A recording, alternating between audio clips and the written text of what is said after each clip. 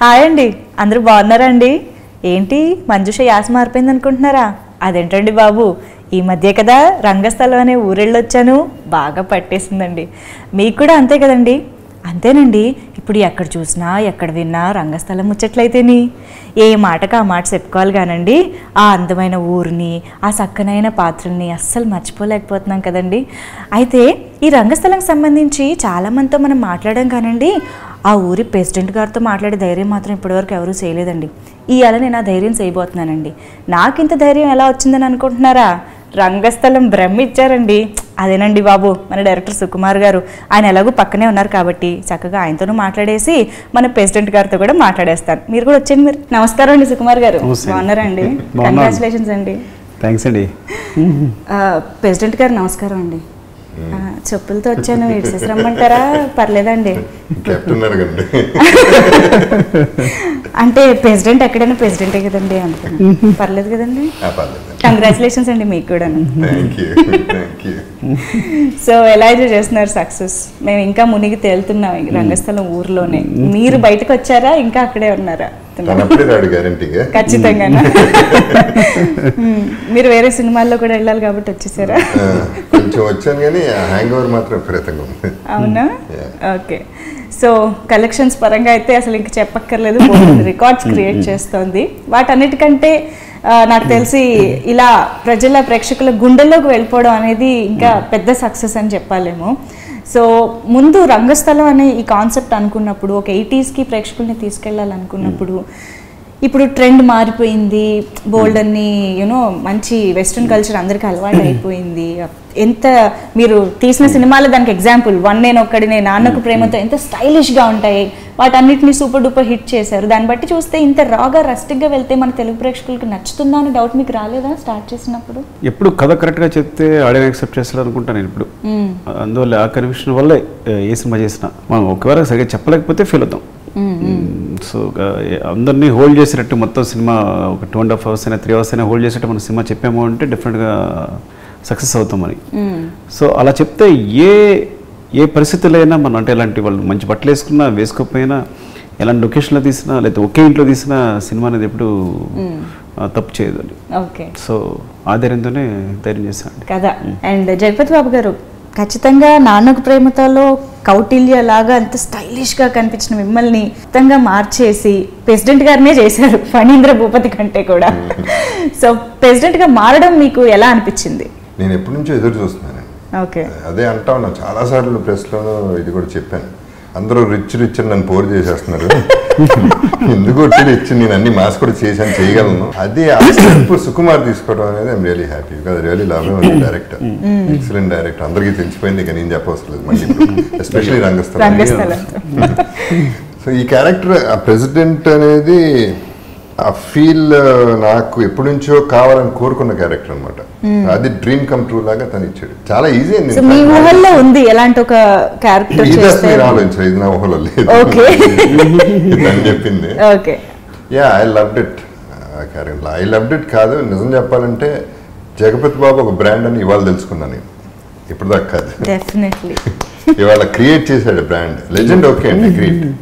లెజెండ్తో నాకు second innings life వచ్చింది నిజమే, బట్ ఐ వుడ్ సే నా కెరీర్లోనే బెస్ట్ క్యారెక్టర్ అయింది. Thanks to you. అంటే అంతపురం, గాయం, శుభ్లగ్నాలు ఉన్నాయండి, బట్ దీని స్పాన్ ఉండేపాటికి ఈ హ్యూజ్ కలెక్షన్స్.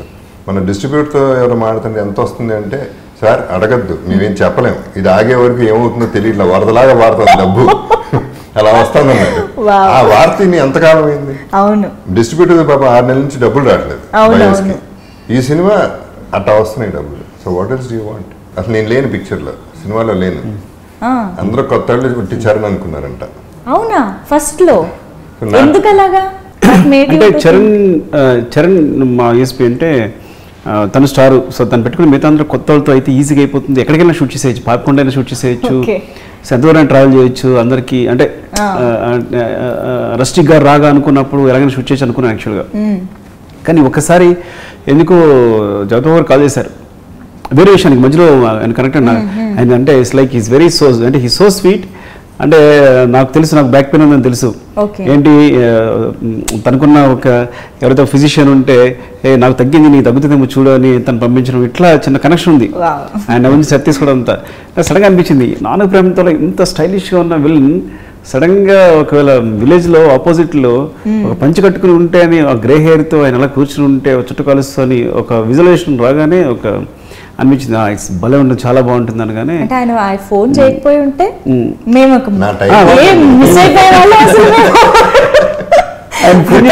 జరిగింది అది చేశారని కాదు, అంతకుముందు ఎప్పుడో చేశారు, కానీ ఎందుకో జస్ట్ కనెక్టెడ్ ఏదో అనిపించింది. మామూలు చెప్తే చాలా ఎగ్జైటివ్గా ఫీల్ అయ్యారు. అక్కడి నుంచి జగపతి బాబు గారు పెద్ద విలన్ కాబట్టి, ఆయన పెద్ద క్యారెక్టర్ కాబట్టి, ఆయన పెద్ద హీరో కాబట్టి, సో ఆ నెక్స్ట్ అక్కడి నుంచి నెక్స్ట్ క్యారెక్టర్స్ కూడా ఆ రేంజ్లో ఉండాలి.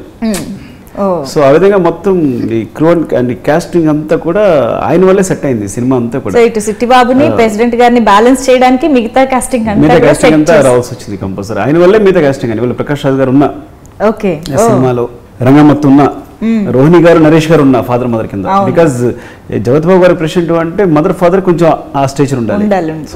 సో ఈ క్యారెక్టర్స్ అన్ని కూడా కేవలం డిసైడ్ చేసింది ఆయన. ఫస్ట్ థింగ్ మీకు ఆ థాట్ చెప్పినప్పుడు, ఇలా ప్యూర్గా రాగా రస్టిక్గా వెళ్ళిపోవాలనుకుంటున్నాము, ఎక్కడ సినిమా అంటే సినిమాలా కాకుండా నిజ జీవితాన్ని చూపించినట్టు చూపించాలనుకుంటున్నామని చెప్పినప్పుడు మీకు ఎలా అనిపించింది? I mean how did you feel about it? Sukku కథ చాలా విచిత్రంగా చెప్తాడు. అవునా? నాకు ఎలా చెప్పాడండి కదా, అంటే నేను 45 minutes సిట్టింగ్కి వచ్చాను, 1 hour 1.5 hours. సార్ ఇప్పుడు అది భలే ఉంటుంది సార్. సరే భలే ఉంటుంది, ఓకే సార్. చొక్కా ఉంటుందండి, జంజం రాజు జంజం ఉంటుంది, పాలు పితుకుతూ ఉంటాను, భలే ఉంటుంది భలే ఉంటుంది. సరే చొక్కు చాలే కదా, బాగుంది చేసేద్దాం, ఇంకేం అవసరం లేదు, భలే ఉంటుంది తెలుసు నాకు.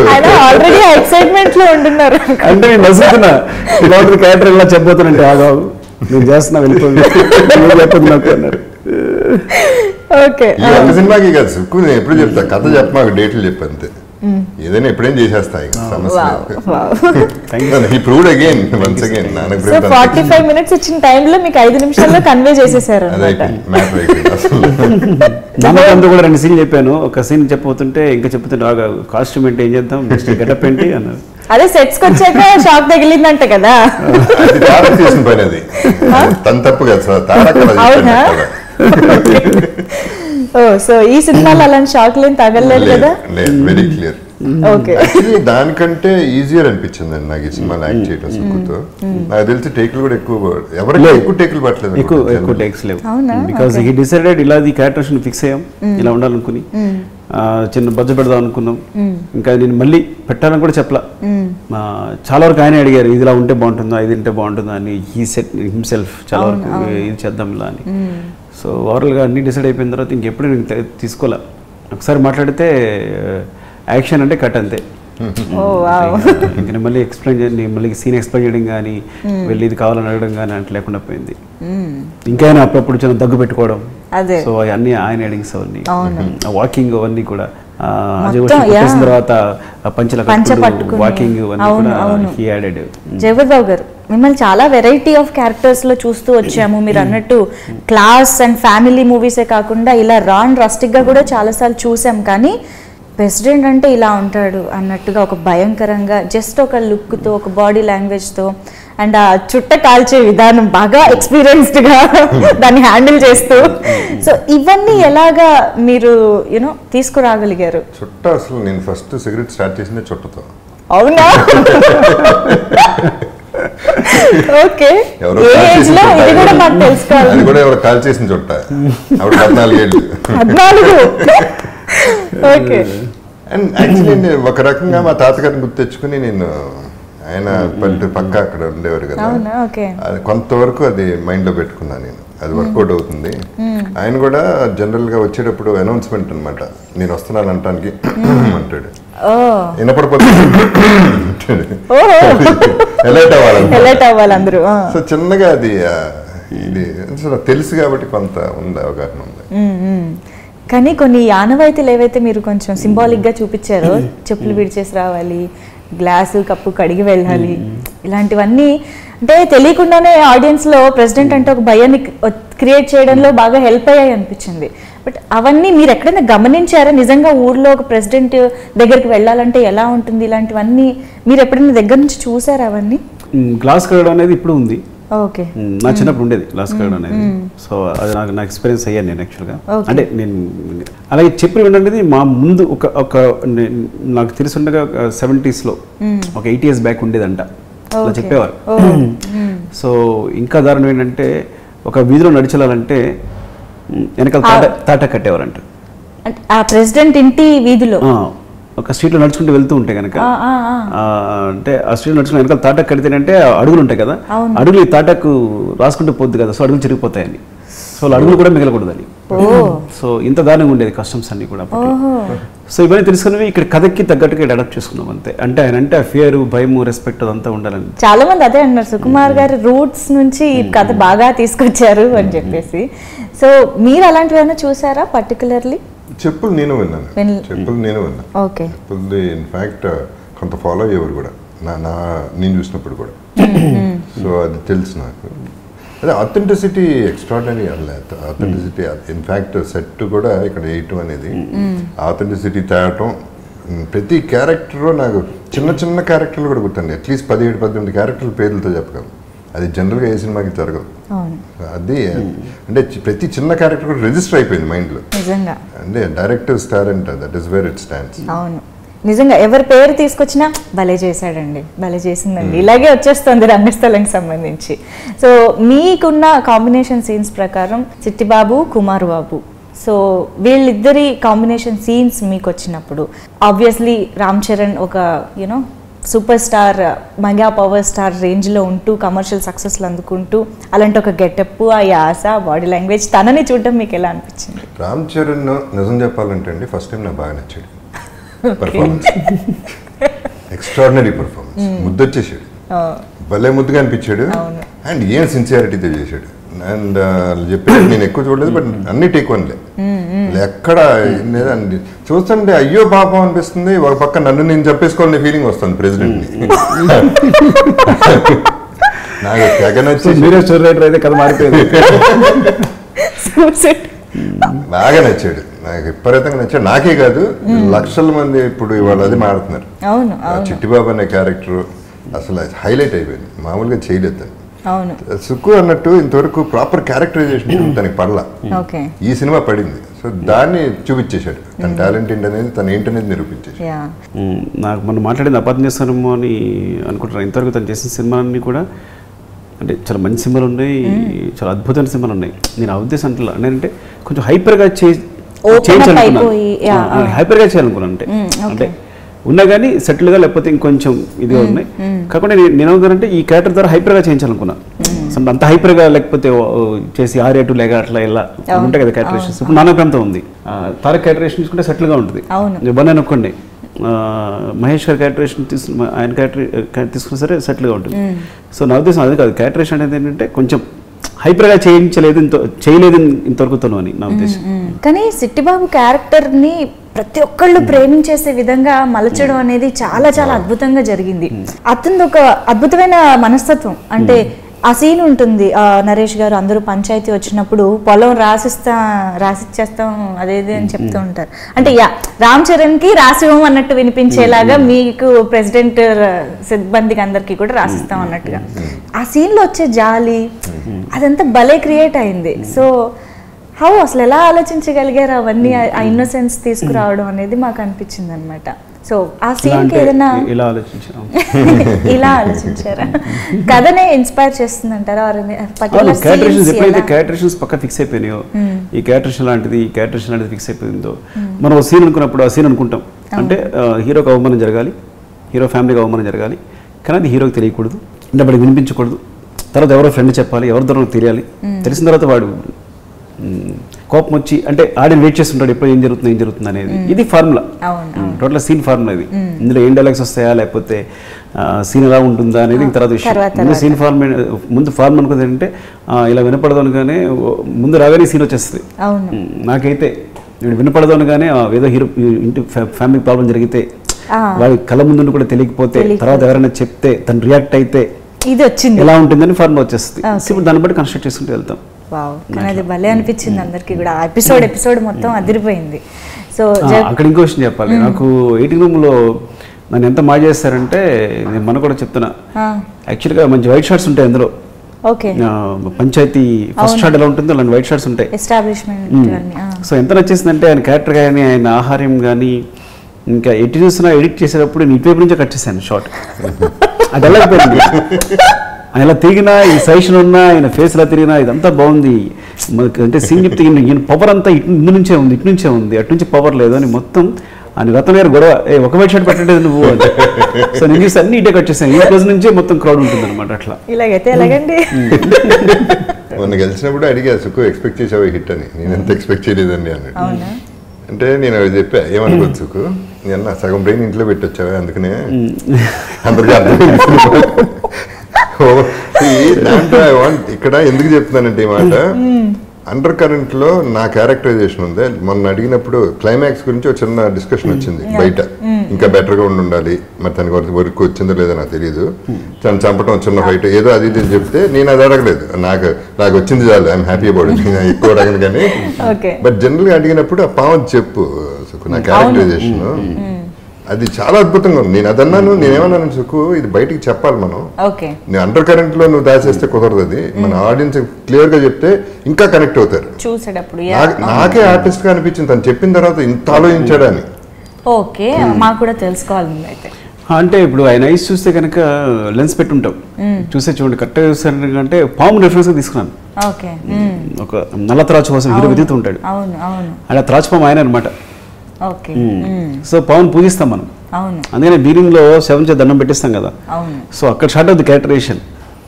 అంటే ఊళ్ళో పాము కోసం అందరూ ఉంటారు, అరే పామును కొట్టరా అంటే మామిడి కడుపుతుందని ఒకడు అంటాడు, నేను పుట్ల పాలేస్తున్నాను ఒకడు అంటాడు, నాకు అలవాటు తప్పిందని ఒకడు అంటాడు, ఇలా రకరకాల కారణాలు చెప్తుంటారు. అంటే ఊళ్ళో పాము కానీ ఎవడో కొట్టడం రెడీగా లేడు అని. సో వెళ్ళేది మాత్రం ఎగ్జాక్ట్లీ. సో అలాంటి పాముని చిట్టుబాబు వెతుకుతున్నాడు అని రిఫరెన్స్. అలాగే పాము తన గుడ్లు తనే తినేస్తుంది, సో తన అసిస్టెంట్ తనే కొట్టి చంపేస్తాడు, క్యారెక్టరేషన్ అట్లా. సో ఆయన ఉండే ప్రెసిడెంట్ దొరికేటప్పుడు ఆయన ఉండే నివాసం చూడండి, కలుగులా ఉంటుంది. ఆ హౌస్ కూడా ఆ పొదలోనే మట్లోనే కప్పడిపోయి ఉంటుంది, కలుగులా ఉంటుంది. సో అక్కడ చంపే తీరు కూడా ఎలా ఉంటుందంటే ఒక స్నేక్ ని కొట్టేటట్టు. అలాగే ఆయన పడుకున్న తీరు కూడా ఎలా ఉంటుందంటే చూస్తే కనుక పడుకున్నప్పుడు బ్లాంకెట్ కప్పు ఉంటుంది, ఆ బ్లాంకెట్ కూడా ఎలా కప్పు ఉంటుంది పాములాగా. అలాగే పాము సప్పని కాటేసి పారిపోతుంది. అలాగే ఆయన కూడా సప్పని కత్తెలా వేసేసి పారిపోతారు. అక్కడ నిజం చెప్పాలంటే అక్కడ జగపతి బాబు గారు కనిపించరు, నిజంగా ఆ పాము వేగమే కనిపిస్తుంది. ఎగ్జాక్ట్లీ, మన పాము కూడా కనిపించదు, ట్రై చేస్తున్నా పాము కనిపించదు, అందుకని నేను ఫేస్ ఎప్పుడు చూపించలేం. అవును. సో అట్లాగే మనం పాము చచ్చిపోయిన తర్వాత అలా వేస్తాం, నెల పడేస్తాం. సో లాస్ట్ షాట్ కూడా అలాగే ఉంటుంది, అంటే కథ రివీల్ అయిపోతుంది అనిపిస్తుంది. నేను మళ్ళీ చూడ సినిమా లెవెల్ వేరే ఉంటుంది. అప్పటికే అడిగా సుక్కు ఏంటంటే బయటకు వస్తే బాగుంటుంది సుక్కు, చెప్తే పర్లేదండి అండర్ కరెంట్ సరిపోదు మనకి, ఇంకా కావాలి. అవునవును, మేబీ కొంతమంది రిలేట్ చేసుకోలేకపోయినా కూడా ఇలా విన్నప్పుడు ఐ థింక్ ఇంకా బాగా కనెక్ట్ అయిపోతారు. సో మీరు ఉన్న సీన్స్ అన్ని ఆబ్వియస్ గా మీకు అంత ఐడియా ఉంటుంది, కథ కూడా తెలుసున్నప్పటికీ కూడా ఒక ఫిల్మ్ గా మీరు ఆన్ ద హోల్ ఒక ఆడియన్స్ లా చూసినప్పుడు మీరు ఎలా ఎంజాయ్ చేశారు, ఏం నచ్చింది? మళ్ళీ రాదండి సినిమా, చాలా కష్టం. అంటే తందీయటమే కష్టం, అంత కష్టమైన సినిమా అదే, చాలా డీటెయిల్గా ఉంటుంది. అండ్ ఎవ్రీ క్యారెక్టరైజేషన్ పండాలి, ఎవ్రీ షాట్ అద్భుతంగా ఉంటుంది. అది ఏదో మ్యాజిక్ జరిగిపోయింది, సాలిడ్గా చేశాడు మ్యాజిక్. ఆ మ్యాజిక్ అనేది ప్రతిసారి జరగదు, ఆర్టిస్టులు కూడా అందరూ ఒకలాగా చేయలేదు ప్రతిసారి. This happen, properly happen. చెప్తున్నా కదా, ఇట్లాంటి మాటలేని సినిమా గురించి ఎంత బయట నుంచి వచ్చే రెస్పాన్స్ వస్తుంటే ఈ మాటలు ఏంటో కొత్తగా ఉంది అసలు. ఫస్ట్ ఎంత బాగుంది అంటున్నారు, ఎంత బాగుందని. నేను నా సినిమా మామూలుగా చూడండి, ఇది రెండోసారి చూడాలని I'm waiting for it, time దొరికితే ప్రతి షాట్ బాగుంది, ప్రతి క్యారెక్టర్ బాగుంది. సో 100% మళ్ళీ చూడాల్సిందే. అండ్ సెట్, నాకు తెలిసి మీ సీన్స్ అన్ని కూడా మోస్ట్లీ సెట్ లోనే జరిగాయి కదా. సో మీకు ఆ సెట్ లో ఎంటర్ అవ్వగానే కలిగిన ఫీలింగ్, ఒక పాయింట్ లో నుంచి చుట్టూ చూస్తే సెట్ లో మొత్తం నిజంగా ఒక ఊర్లోనే ఉన్న ఫీలింగ్ కలిగేస్తుంది. సో అలాంటిది how did you feel about? అంతే, నేను ప్రెసిడెంట్ గానే ఫీల్ అయ్యా. సో టోటల్ సెట్ కింగ్ ఆయనే. అవును కదా.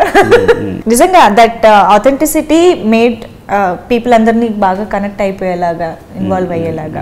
అండ్ వీటన్నిటికీ డిఎస్పి గారి మ్యూజిక్, రత్నవేల్ గారి సినిమాటోగ్రఫీ చాలా బాగా యాడ్ అయింది. సో అవన్నీ చెప్పాలి నేను, తను వెళ్ళాలి కాబట్టి ఆయన పంపించాక తను వెళ్ళాక ఎన్ని చెప్తాను, ఎందుకంటే ప్రతి ఒక్కరు కమెండబుల్ జాబ్ చేశారు, అందరినీ మెన్షన్ చేయాలి. నేను నిజంగా చెప్తున్నా, ఎవరైనా సెట్లో ఆర్టిస్ట్ వస్తే అని వెయిట్ చేస్తున్నాము, లేదా ఇంకా చాలాసేపు అయిపోయింది వచ్చేసి ఇప్పుడు త్వరగా షార్ట్ తీయాలి, లేకపోతే అరే సరిగా అవ్వట్లేదు అని డైరెక్ట్ టెన్షన్ ఉంటుంది ఇప్పుడు. కానీ మొత్తం మీద నేను ఆ టెన్షన్ పడని ఒకే ఒక ఆర్టిస్ట్ అయినా. వచ్చాను అనుకో, సుకు నేను యోగా చేసుకుని 9కి రానా, వదిలే 7కి వచ్చేస్తానులే, మళ్ళీ నువ్వు ఎందుకు మళ్ళీ సుకు నేను 4 o'clock వెళ్ళాలి అని మళ్ళీ వచ్చి నువ్వు టెన్షన్ పడకు, నేను తర్వాత వెళ్తాలే, ఓకే నీ తీసుకున్న తర్వాత వెళ్తా, నువ్వు హ్యాపీ చేసుకో అని. సో అది ఇంకా గుర్తొస్తే కొన్నిసార్లు ఆయన ఉన్నారు, ఆయన కోసం వెయిట్ చేస్తున్న విషయం మర్చిపోయాను. అంటే ఇంక నా పనిలో నేను పని హ్యాపీ చేసుకోవచ్చు అనమాట, ఆయన వెయిట్ చేస్తారా లేదా.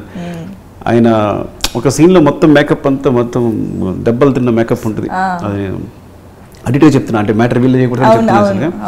సో మొత్తం అంతా వూండ్స్తో కంప్లీట్గా ఫేస్ అంతా వూండ్స్ అని మొత్తం అంతా చండాలని మేకప్ అది. ఆ మేకప్తో ఆయన మేకప్ చేంజ్ చేసి ఆల్మోస్ట్ 8 hours కూర్చోబెట్టేశారు. 8 hours 8 hours అంటే షార్ట్ తీస్తాను అనుకున్నాను, కానీ ఏదో లేట్ అయిపోయింది అని వెయిట్ చేస్తున్నారు.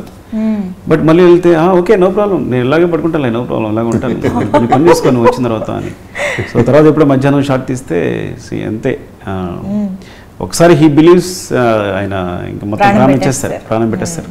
So thank you sir, thanks. అసలు మాలాంటి ఆర్టిస్ట్లకి అవకాశం దొరకటం ఇలాంటి డైరెక్టర్స్తో it's an opportunity to prove a point.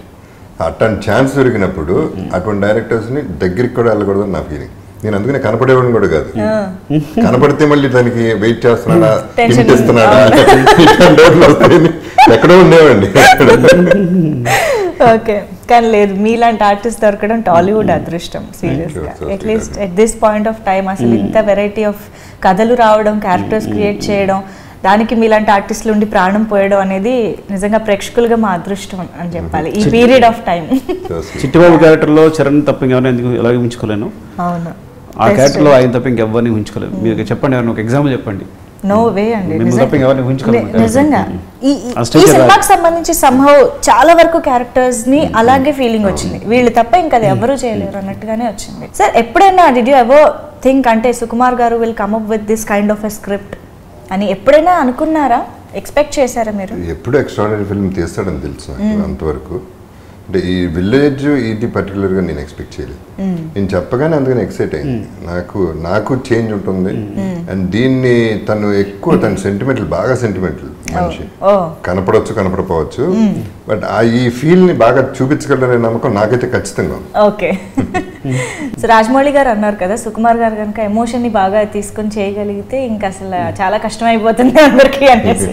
So ఈ సినిమాలో ఆ యాంగిల్ ని ఎక్కువగా చూపించారనే అనిపించింది, ఎందుకంటే అందరిని థ్యాంక్స్ టు హిమ్. ఎందుకంటే రాజమౌళి గారు అంటే ప్రపంచం ఎలా ఉన్నా కానీ ఆయన నా వైపు నిలబడ్డారు. ఎప్పుడు నేను హిట్స్ ఇచ్చినా ఫ్లాప్ ఇచ్చినా వెనక నిలబడ్డారు ఆయన. డెఫినెట్గా నువ్వు కొడతావు అని. ఐ థింక్ హీఈస్ అంటే తనే most happiest person. I think ఎప్పుడు వస్తారు ఆయన, పాకిస్తాన్లో ఉన్నారు, ఎప్పుడు వస్తారన్న సినిమా చూస్తారని వెయిట్ చేస్తున్నాను నేను. Okay, yeah. సో ఇంకా ఆయన ఏమంటారో చూడాలని ప్రపంచం ఎదురు చూస్తుంది ఖచ్చితంగా. ఆయన ట్వీట్స్ ఎప్పుడు చాలా అందరూ వెయిట్ చేస్తూ ఉంటారు, ఆయన జెన్యూన్ గా ఉంటాయి కాబట్టి. యా. సో ఇప్పుడు రంగస్థలం లాంటి ఒక ప్రాజెక్ట్ వచ్చిన తర్వాత సుకుమార్ గారు ఏం చేస్తారన్న ఎక్స్పెక్టేషన్ పెరిగిపోతూ ఉంటుంది. సో ఇందాక జగపతి బాబు గారు అన్నట్టు ఎనీథింగ్ కొత్తగా ఉంటుంది, ఇంట్రెస్టింగ్గా ఉంటుంది అందరికి తెలిసిందే, కానీ ఇప్పుడు ఇంకా వేరియేషన్ ఎక్స్పెక్ట్ చేసే ఛాన్సెస్ ఉంటాయి. సో ఎలా ప్రిపేర్డ్గా ఉన్నారు, ఏం చేయబోతున్నారు అని? లేదండి, మనం ఏదో చేసుకుంటూ పోతున్నప్పుడు మనకి జర్నీలో ఇలా మరి దీనికోసం సెపరేట్గా రంగస్థలం వచ్చింది కాబట్టి ఇంకో కథ ఆలోచించడం అలా ఉండదు. సో మన మనసు నచ్చింది, ఏది రాయాలనిపిస్తే అది రాయాలి, అది నేను పెట్టుకుంటాను ఎప్పుడు. నాకు ఏది ఇన్స్పైర్ చేస్తుంది లోపల, ఎందుకంటే ఇన్స్పైర్ చేయకుండా ఒక ఫ్రెండ్కి ఒక టెక్స్ట్ పెట్టాలనుకోండి, ఎప్పుడైనా చూడండి టెక్స్ట్ పెట్టాలంటే మనం కనీసం ఒక లెటర్ కూడా టైప్ చేయలేము మన మనసులో లేకుండా, రాదు, తర్వాత చేద్దాం పక్కన పెట్టేస్తుంటాం. సో అలాగే అలాంటిది పేపర్ మీద పెన్ పెట్టి రాయాలి అంటే ఎంత డ్రైవింగ్ ఫోర్స్ ఉండాలి. సో అలా ఏదైతే మనల్ని డ్రైవ్ చేస్తో అదే రాయడం అదే తీయడం అంతే. దీనికోసం సెపరేట్ ప్రిపేర్ అవ్వడం కుదరదు. ఏదైనా ఫైనల్ భలే ఉంటుంది.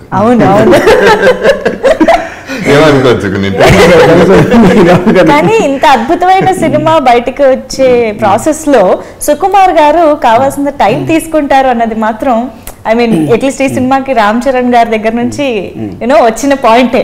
ఎందుకు అంత టైం పడుతుంది? What makes you to take so much time? Confusion చాలా చెప్పే కదా, భయంకరంగా కన్ఫ్యూజ్ అవుతుంటాను. అందులో ఎక్కువ హార్డ్ వర్క్ చేయాల్సి వస్తుంది. సో చెప్పడం I think it's taking time. Sir ఇది కొంచెం ఎక్కువైపోయిందా లేదా తక్కువైందా అంటే ఇప్పుడు ఆయన కరెక్ట్గా చేసుకుంటచ్చు అండ్ ఈ డైలాగ్ కాదేమో సార్, ఈ డైలాగ్ అయితే కరెక్ట్ ఏమో మళ్ళీ ఇంకో డైలాగ్ చూపిస్తారు. సో అంటే ఓపిక పాపం వాళ్ళు అదే డైలాగ్ చెప్తారు మళ్ళీ, సార్ యాక్చువల్లీ ఇక్కడ కనెక్ట్ అవ్వట్లేదేమో, ఎక్స్ప్రెషన్ కొంచెం తగ్గించి కూడా ఇచ్చేద్దాం లేదంటే అంటే సేఫ్ సైడ్ అనేది ఇప్పుడు చెప్పడంలో సేఫ్ సైడ్ కాదు, ఇది రియల్ కన్ఫ్యూజన్. ఇంకా సేఫ్ సైడ్ అనట్లేదు, ఇంకా రియల్ కన్ఫ్యూజన్. అలాగే సెట్లకు వచ్చిన సీన్ ఇలా షార్ట్ చేస్తే బాగుంటుంది, అలా షార్ట్ చేస్తే బాగుంటుంది, ఆయన ఎక్కడి నుంచి వేస్తే బాగుంటుంది, లేదు ఇక్కడి నుంచి వేస్తే బాగుంటుంది, అదే వాళ్ళిద్దరు అక్కడ నిలబడి ఉన్నారు, కూర్చుంటే బాగుంటుంది, నిలబడి ఉంటే బాగుంటుంది, కట్ అని మీరు నిలబడండి. మళ్ళీ ఇక్కడ రంగస్థలం చూస్తే ఫోర్గ్రౌండ్ లో జంతువు హ్యాపీగా టేక్ ఓన్ చేస్తుంటారు, కానీ వెనకాల ఇద్దరు నిలబడున్నారు, ఇక్కడ కూర్చోవాలి, టేక్ టూ అవుతుంది అనమాట. అంటే ఇట్స్ లైక్ సో నా వీక్నెస్ లే కన్ఫ్యూజన్ వల్లే కొంచెం లేట్ అవుతుంది అంతే. డిలే ఇట్స్ ప్రాసెస్ అంతే. క్రియేటివిటీ రంగస్థలం రావాలంటే ఉంటుంది. అంటే దీనికే కాదు జనరల్ గా కూడా you know that will be there. ఒక డైరెక్టర్ కి ఒక style of taking and making ఉంటుంది కాబట్టి ఐ థింక్ మీ ఆర్టిస్టులు మీ ప్రొడ్యూసర్స్ చాలా పేషెంట్ గా మీకు సపోర్ట్ చేస్తున్నారని అర్థం అవుతుంది. సిన్సియారిటీ అండి, ప్రతి ఒక్కడు కూడా టేక్ వన్ లోనే అద్భుతంగా చేస్తానే ఉంటారు. తనకున్న కమాండ్ అది తెలియకుండానే సుకుమార్ని సాటిస్ఫై చేయాలి. ఇప్పుడు నేను 100% సుకుమార్ కళ్ళల్లో ఆ గ్లిటర్ చూడాలి నేను అనేది నా ఎయిమ్. నేనెట్ట చేశానని మర్చిపోతా, తన గ్లిటర్ వచ్చిందా నేను హ్యాపీ, అది నాకు కావాల్సింది. That is what everybody will expect. అది రావటం కోసం సుకుమార్ కోసం ఏదైనా చేయడానికి రెడీ అయిపోతారు. That is what is happening. That is the capacity he has. Super. That's conviction. His conviction. అవును. సో ఇందాక మీరు అన్నారు ఎడిట్ సూట్ లో కూర్చున్నప్పుడు ఆయన ఎక్స్ప్రెషన్స్ తో మీరు క్యారీ అయిపోయి ఆ షార్ట్స్ కూడా ఎక్కువ కట్ చేయడం జరిగింది అని చెప్పి. బట్ ఆన్ సెట్స్ ఎప్పుడైనా బాగా యూనో జగపతి బాబు గారి పర్ఫార్మెన్స్ సంబంధించి మీరు బాగా ఎక్సైట్ అయిన షార్ట్స్ అలా ప్రత్యేకంగా చెప్పడానికి? చాలా ఉన్నాయి. అందులో కొట్టి చంపేసి వెళ్ళిపోతారు, కొట్టేయడం కదా అజయ్ ఘోష్ని, ఆయన వాక్ చేసి వచ్చి దగ్గడం కొట్టడం అంతా సింగిల్ టేక్. అది టేక్ వన్ ఒకే టేక్, అది యాక్చువల్గా టేక్ టూ కూడా లేదు. ఎంత బాగుందంటే అది నేను మళ్ళీ ఏదో ఒక చిన్న కరెక్షన్ చేద్దాం అనుకుని మళ్ళీ తీసా, ఇంకోసారి రమ్మని తీసి కూడా మళ్ళీ ఫస్ట్ టేక్ ఉంచేసా. ఇంకోసారి రీషూట్ చేసి కూడా మళ్ళీ ఎయిట్ రూమ్లో కూర్చుని ఇది కరెక్ట్ కదని అమ్మ క్లాస్ కొట్టేస్తాం. మనం వెళ్తుంటే మొత్తం అందరం అంటే వన్ ఆఫ్ ది చాలా ఉన్నాయి ఇలా, but that is one of the. కానీ అసలు నిజంగా చాలా తక్కువ డైలాగ్స్ ఎవరికైనా సినిమాలో ఉన్నాయంటే అది మీకే.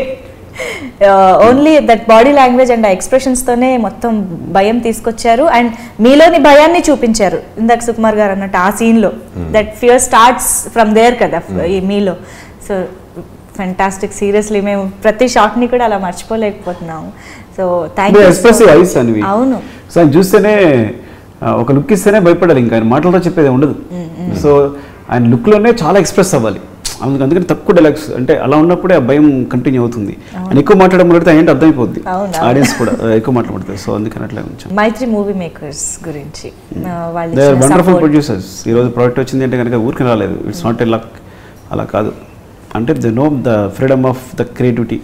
అంటే క్రియేటివ్గా ఉండాలని ఎంత ఫ్రీడమ్ ఉండాలి, సబ్జెక్ట్ కరెక్ట్ అవ్వాలని ఎంత ఫ్రీడమ్ ఉండాలి, అంటే దే నో అంటే డైరెక్టర్ని ఎట్లా స్వేచ్ఛగా బాడీ బ్రెయిన్ పనిచేసేటట్టు చేయాలి. సో ఇదంతా మొత్తం ప్రోడక్ట్ మీద పడుతుందని తెలుస్తుంది వాళ్ళకి. సో ఆ విధంగా భద్రంగా మొత్తం ప్రోడక్ట్ని కాపాడుతుంటారు ఎప్పటికప్పుడు. సో అలా కాపాడడం వల్లే ఈ రోజున ఈ రిజల్ట్ అనమాట. లేకపోతే 3 సినిమాలు బ్లాక్ బస్టర్స్ అంటే this not purely completely they are అంటే దేర్ వర్త్. వావ్, డెఫినెట్గా ఇలాంటి కాంబినేషన్స్ చాలా రేర్గా కుదురుతూ ఉంటాయి. అలా రంగస్థలం కుదిరింది. ఎప్పటికీ తెలుగు సినిమా ఇండస్ట్రీలో తెలుగు ప్రేక్షకుల మనసులో నిలిచిపోయే సినిమా అయిపోయింది, ఆల్రెడీ ఉండిపోయింది కూడా. So congratulations for that huge success and thank you so much ఇద్దరికి కూడా. అండ్ డెఫినెట్గా ఈ సినిమా చూసిన తర్వాత మాకు ఇంకా కాన్ఫిడెన్స్ వచ్చింది మీ ఇద్దరు కాంబినేషన్లో ఇంకా ఫ్యూచర్లో బోల్డ్ వస్తాయని. నేను మళ్ళీ ఫోన్ చేయాలి అప్పుడప్పుడు ఇతనికి. గుర్తు చేస్తూ ఉండాలి ప్లీజ్. ఏదో వంట పెట్టుకుంటా. నాకు బ్యాక్ పెయిన్ ఉంటేనే ఉంటుంది, నో ప్రాబ్లం. యా, సో ఫైనల్గా ఆడియన్స్కి ఏమైనా చెప్తారా? సార్ చెప్తారా అలా? సుకుమార్ గారు దీంట్లో థ్యాంక్స్ అండి, నిజంగా ఇది చాలా మంచి ఎక్స్పీరియన్స్.